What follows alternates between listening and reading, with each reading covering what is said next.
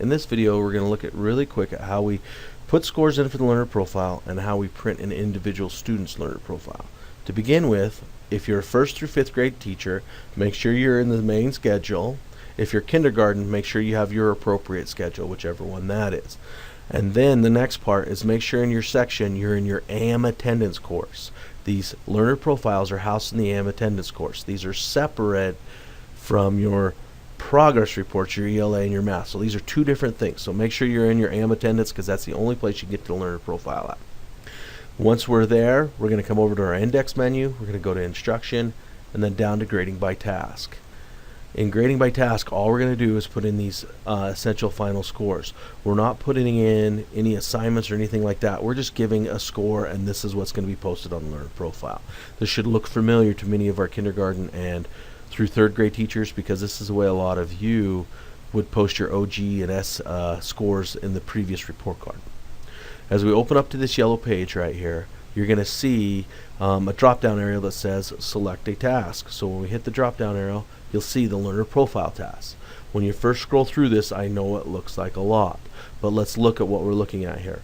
Right here, see the T1s? Those are the first try. These are the ones we're going to be posting this week for the end of the first 6 weeks.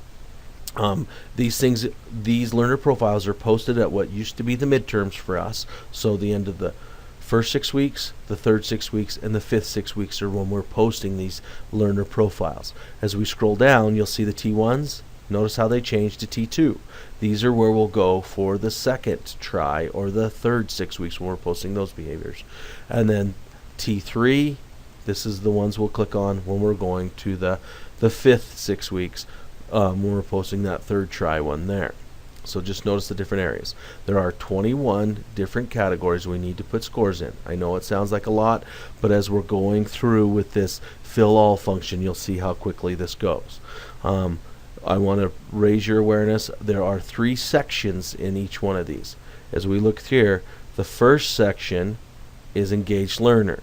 See the 1E through 6E? These are the subset skills that are in the engaged learner category. These subset skills are scored by a plus minus. The overall category, so the overall score for these subsets is scored with the MT, NT, BT. You'll see that as we go through when I start to walk through here in a second on these.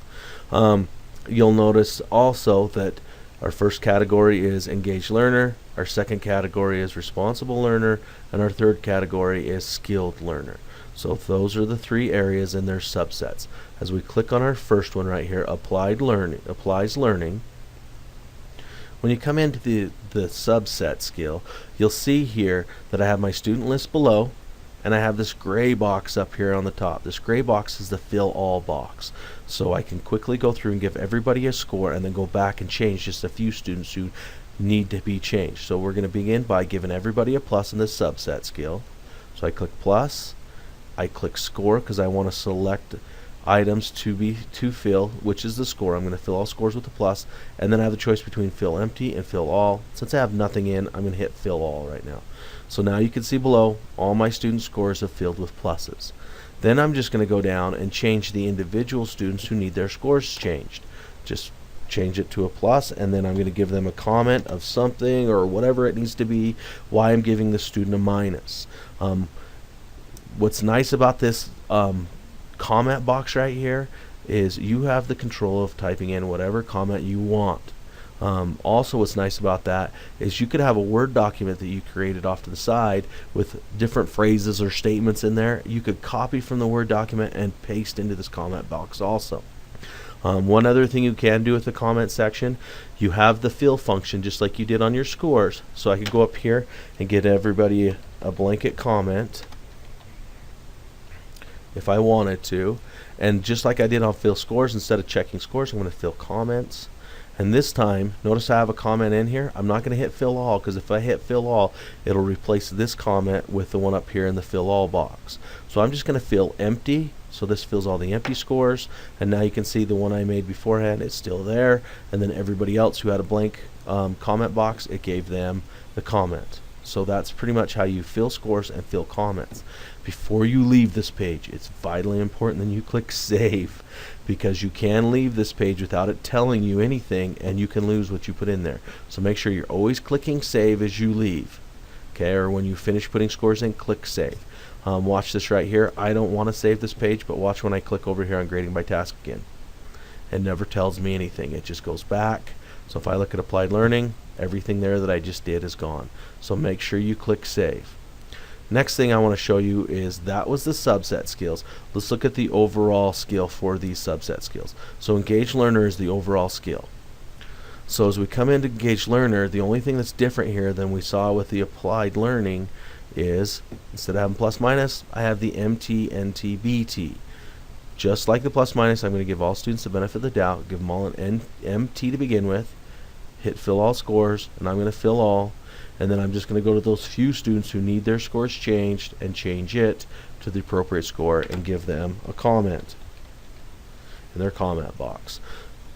The blanket fill comment box works just the same. Everything functions just the same as it did on the previous page. So once I get done putting all my scores in, I'm going to make sure that I hit save before I leave here. Finally, when we look at this, just make sure everything that's T1 that you're going through and hitting all those T1s. It will go pretty quick as you start going through and building on those. So that's pretty much how you put scores in for your learner profiles. Now let's look at how we print an individual learner profile for a student. The easiest way to do that is in your index menu, under instruction, go to your roster. When I click on roster, it brings up my class roster. Notice how all the students' names are hyperlinked. If I click on any one of my students, this brings me into their summary page or their information. If I look at the the fifth tab over, we'll see grades. I click on grades, and then from there I'm going to select which report card I want to print. So right there I have learner profile for trimester 1.